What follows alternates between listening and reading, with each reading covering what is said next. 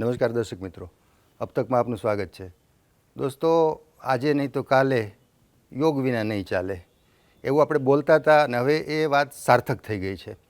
તો યોગનું નામ આવે એટલે બાબા રામદેવજી પતંજલિ યોગપીઠ હરિદ્વારનું નામ તરત જ આપણા જહનમાં, આપણા સ્મૃતિમાં આવે. આજે મારી સાથે हरिद्वार पतंजलि पीठना स्वामी परमार्थ देव जी उपस्थित है. स्वामी जी, आपका स्वागत है. नमस्कार. बहुत बहुत प्रणाम आपको. स्वामी जी, सबसे पहले तो ये बताइए कि योग से केवल रोग ही दूर होता है या दूसरा भी कुछ हो सकता है? योग क्या कर सकता है? इस संसार में जो स्वाभाविक नहीं है वह सब रोग ही है. अच्छा. जो अस्वाभाविक है, असंयमित है, अमर्यादित है, अव्यवस्थित है, वो सब रोग ही है. वो चाहे समाज का हो, चाहे राष्ट्र का हो, और चाहे आज हम देख रहे हैं सारे संसार में वो विश्व जो बारूद के ढेर पर बैठा वो भी एक बीमारी ही है. तो वो भी इसी से ही ठीक होगी, क्योंकि योग जोड़ने का काम करता है, योग तोड़ने का कार्य नहीं करता है. इसलिए चाहे मानसिक रोग हो, चाहे शारीरिक रोग हो, सामाजिक रोग हो या वैश्विक रोग हो, हर प्रकार के रोगों का एक ही उपाय है, योग की शरणागति, योगमय जीवन. स्वामी जी, आपने योग के बारे में जो कुछ संक्षिप्त में बताया, लेकिन हमारे शास्त्रों में भी वो सब था, लेकिन किसी को मालूम नहीं था या हम सब भूल गए थे. बाबा रामदेव जी ने हमको याद दिलाया.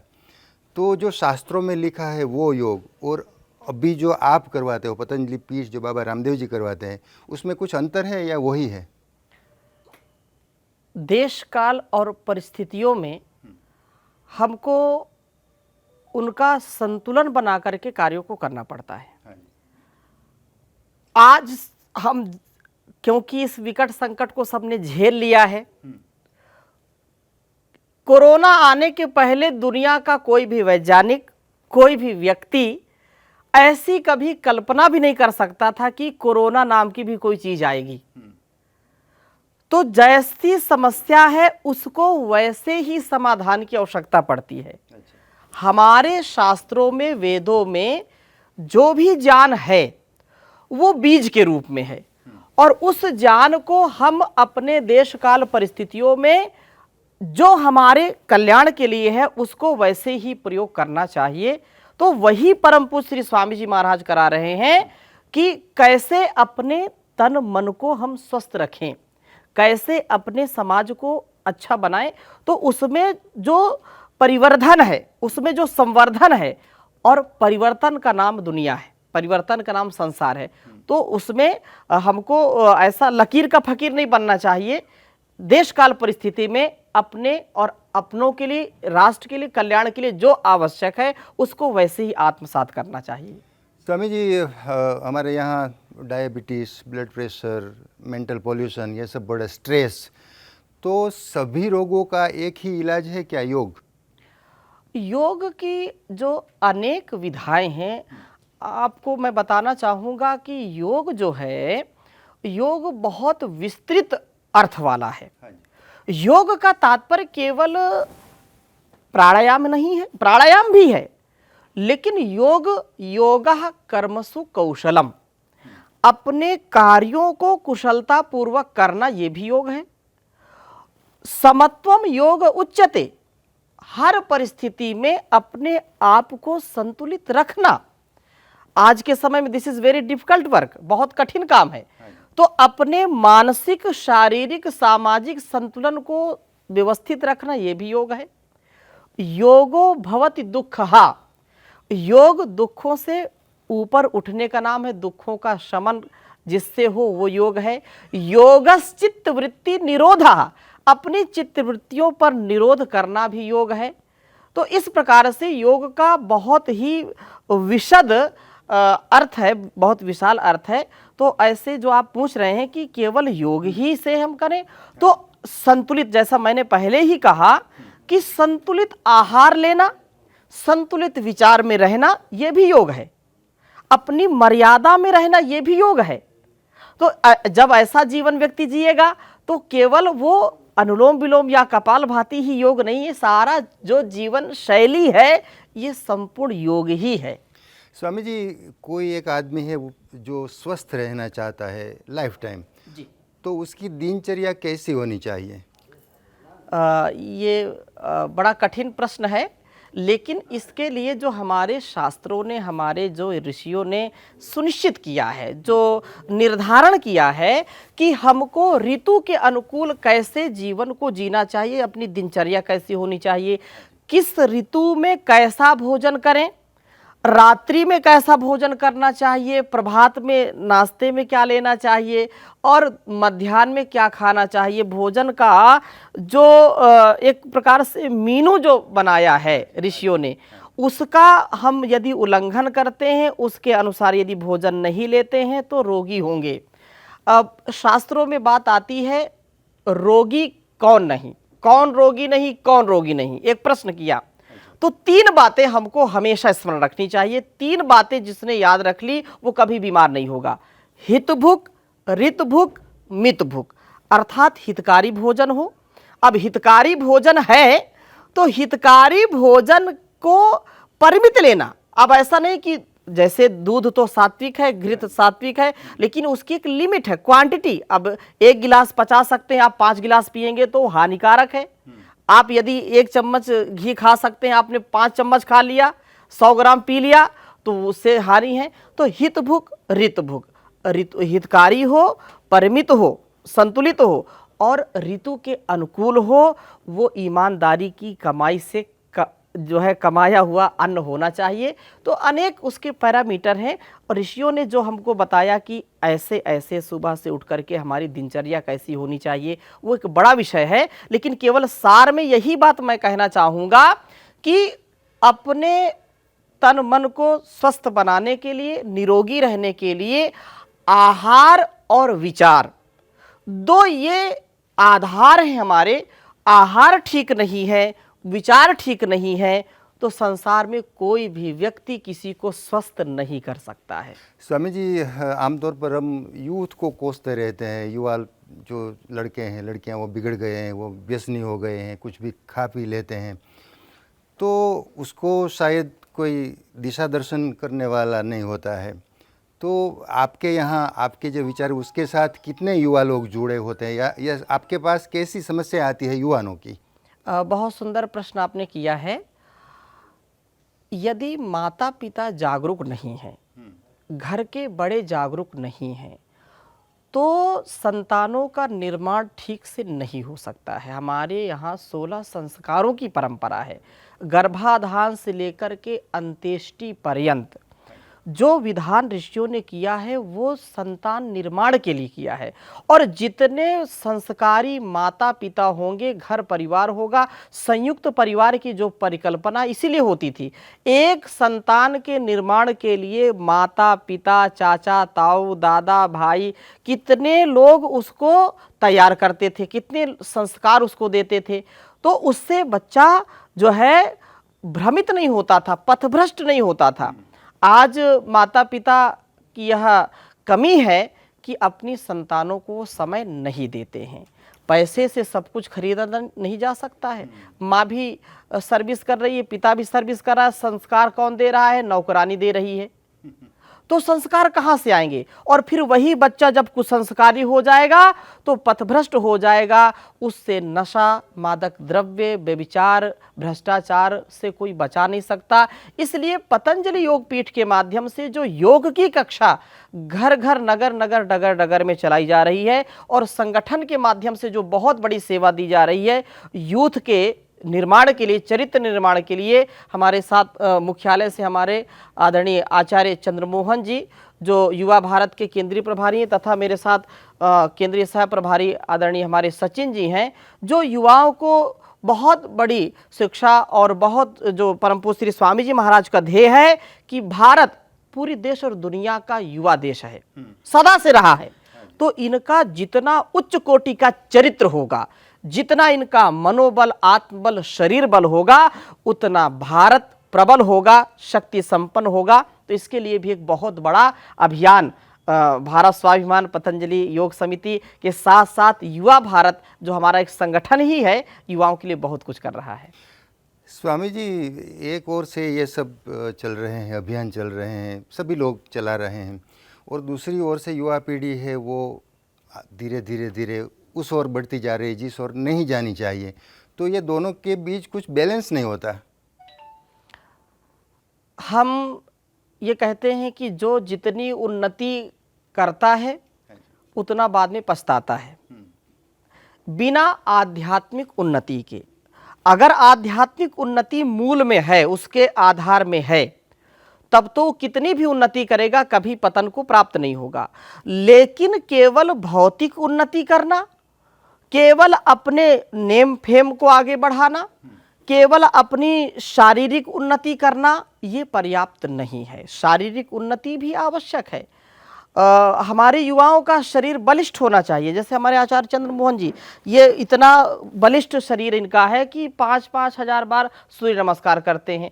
तो युवाओं को भी अपने आत्मनिर्माण से, आत्म कल्याण से युक्त होकर के शरीर निर्माण, शरीर को भी बलिष्ठ बनाए, क्योंकि सबसे अच्छा साधन है और इससे फिर देश और समाज को भी अच्छा बनाना है। उनको भटक क्यों रहे युवा? क्योंकि उनको अपने संस्कारों, अपनी संस्कृति, अपने विचारों पर विश्वास नहीं है, क्योंकि उनको कोई बताने वाला नहीं है, उनको कोई सिखाने वाला नहीं है। उनको इतिहास ऐसा पढ़ाया जाता है, उनको ऐसी फूहड़ता के साथ जोड़ दिया जाता है कि आज गूगल में ऐसी चीज़ें डाल दी गई हैं। और ये बहुत बड़ा कुचक्र है कि भारतवर्ष के युवा युवतियाँ इस जो है अपने चरित्र निर्माण से भटक जाएं और अपनी मानसिकता को बिल्कुल गिरवी रख दें, जिससे हमारी संस्कृति, हमारे संस्कार धूमिल हो जाएं और भारतवर्ष कभी विश्व गुरु ना बने। ऐसा कुचक्र है, इसको युवा नहीं समझ पा रहे हैं। लेकिन आवश्यकता है कि वेद, उपनिषद, दर्शन और गीता, रामायण, महाभारत और महापुरुषों का चरित्र पढ़ें।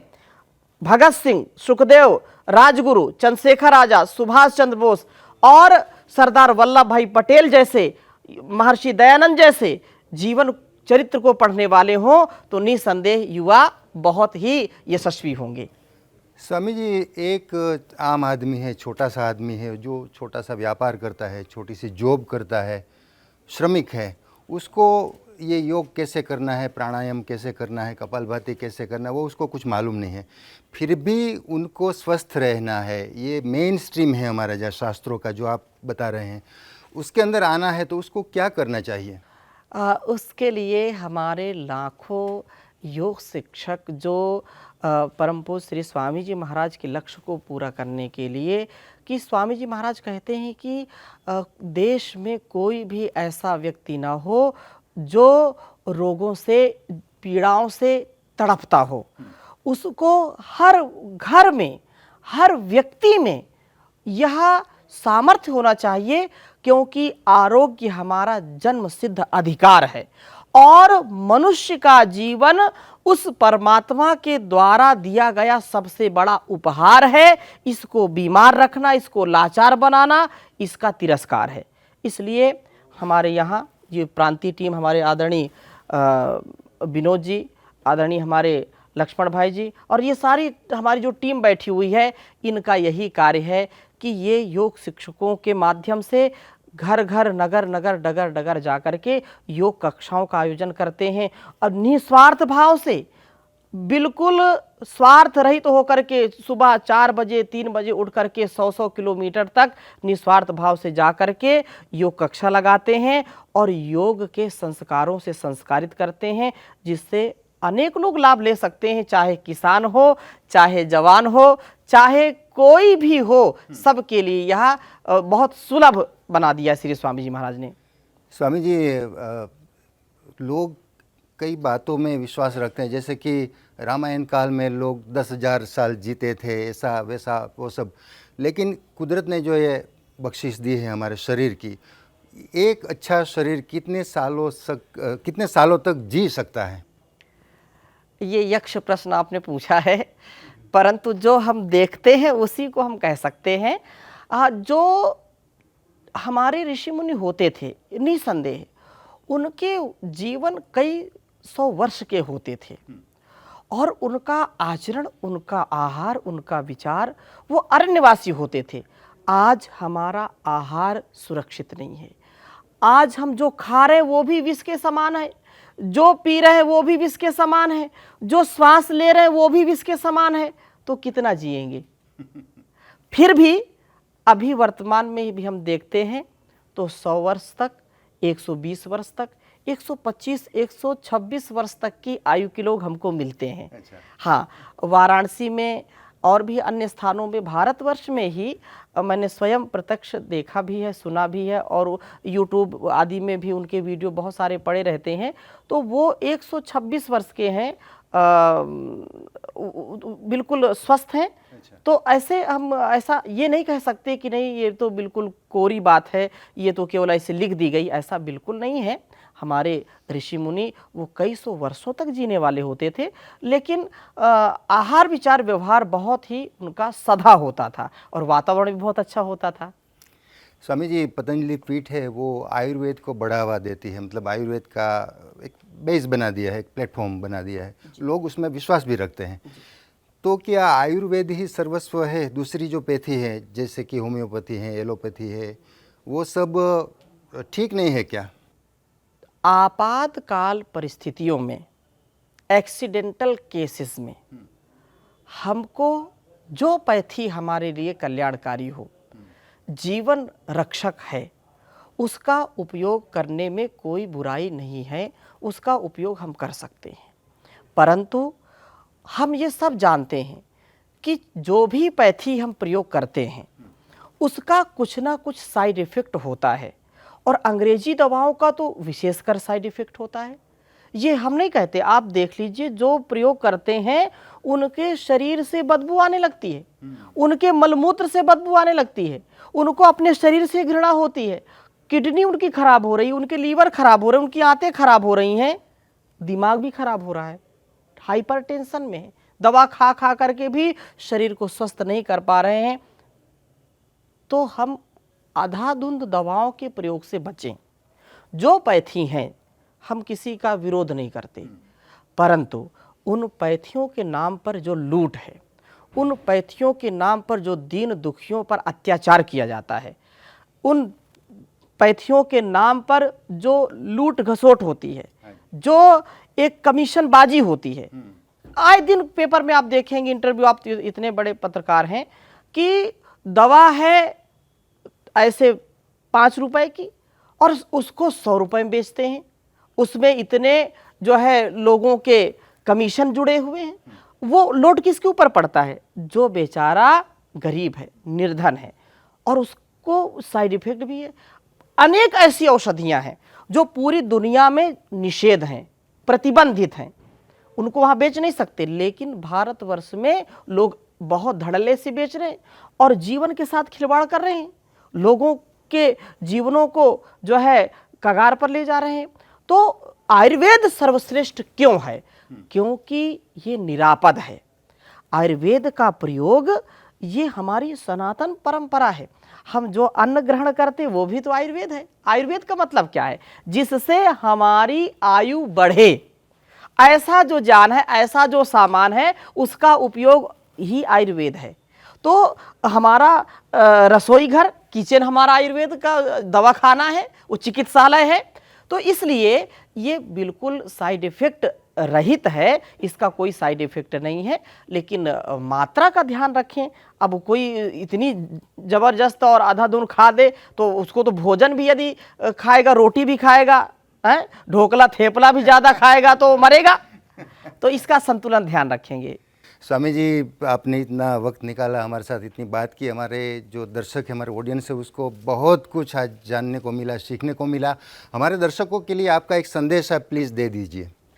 मैं बहुत सबको प्रणाम करता हूं, और कितना सुंदर यह चर्चा का विषय है। आज हमको स्वस्थ चर्चा करने में प्रवृत्त होने की आवश्यकता है। आप देखते हैं कितने डिबेट बिना मतलब के, समय नष्ट करने वाले, और उनका कोई जो है सकारात्मक प्रभाव नहीं है। हम अच्छे सच्चे इंसान बने, हमारा जीवन अत्यंत महत्वपूर्ण है। यदि अच्छे माता, अच्छे पिता, अच्छे भाई, अच्छे बेटा बेटी, अच्छी पत्नी, अच्छे पति, अच्छे प्रशासक बनना चाहते हैं तो हमको नित्य प्रति प्रभात में ब्रह्म मुहूर्त में उठ करके 1 से 2 घंटे अपने लिए जरूर निकालना है। योगाभ्यास परम आवश्यक है। सारी दुनिया ने देखा कि कोरोना आया और कोई भेदभाव नहीं किया उसने, चाहे छोटा हो, बड़ा हो, बूढ़ा हो, नौजवान हो, स्त्री हो, पुरुष हो, हिंदू हो, मुस्लिम हो, सिख हो, ईसाई हो, बिना भेदभाव के, बिना पक्षपात करके सबके ऊपर आक्रमण किया। तो योग एक ऐसा साधन है जो सभी के लिए है। इसको मत, पंथ, संप्रदाय से कदापि नहीं जोड़ा जा सकता, क्योंकि ये जीवन जीने की कला है। जीवन सबका अनमोल है। किसी भी देश में हो, किसी भी वेश में हो, किसी मत, पंथ, संप्रदाय को मानने वाला हो, सबके जो है नसनाड़ियों में एक जैसा खून है, सबके अंदर एक ही जैसी भाव चेतना है। हम सब यह प्रण करें कि 2 घंटे यदि योग के लिए निकालेंगे तो जीवन अत्यंत सुंदर बन जाएगा। यही मेरी प्रार्थना है, यही मेरा संदेश है, क्योंकि श्री स्वामी जी महाराज का भी यही एक बहुत बड़ा उद्देश्य है, जिन्होंने देश और दुनिया को जागृत किया है, देश और दुनिया के हर घर में योग को पहुंचाया है। तो दर्शक मित्रों, पतंजलि योगपीठ हरिद्वाરના સ્વામી શ્રી પરમાર્થ દેવજી સાથે યોગ વિશે, સ્વાસ્થ્ય વિશે તંદુરસ્ત ચર્ચા કરી આપને એમાંથી ઘણું બધું જાણવા પણ મળ્યું હશે. ફરી પાછા કોઈ નવા વિષય સાથે, નવા વિષયના આવા એક્સપર્ટ સાથે, નિષ્ણાત સાથે મુલાકાત કરશું. ત્યાં સુધી અમને રજા આપશો. નમસ્કાર.